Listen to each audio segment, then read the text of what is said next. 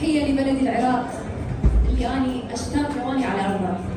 أني صح ما عايشة بالعراق، بس أني عايشة بوسط فرحكم وحزنكم. إن شاء الله ماكو حزن، لأنه أنتم السعادة لكل العراق.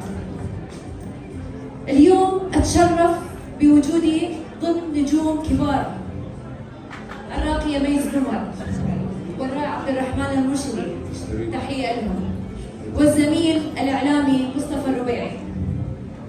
في هذا الحفل الأهم والأكبر والمنتظر كل عام، ما أخفي عنكم أول ما خبرني حيدر النعيمي كانت مسؤولية، لكن بنفس الوقت تحمست جدا.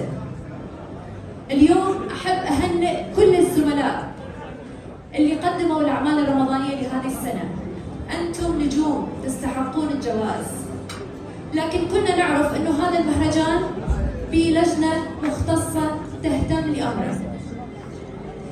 كنتم مميزين، مؤثرين، ومتألقين بأعمالكم. اليوم حضوركم هو الهلال، واليوم حضوركم هو الجائزة، ووجودكم هو أكبر تكريم يحظى به الهلال الذهبي. أنتم الهلال الذهبي بكل منجزاتكم. ما أريد أطيل عليكم، لكن أنا أبدأ بالسلام.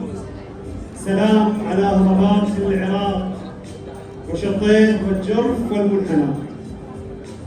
السلام عليكم جميعا، السلام على الحضور جميعا، السلام على الغائبين، السلام على الحاضرين، على المكرمين والمكرمين، السلام على الهلال الذهبي وكل الحضور.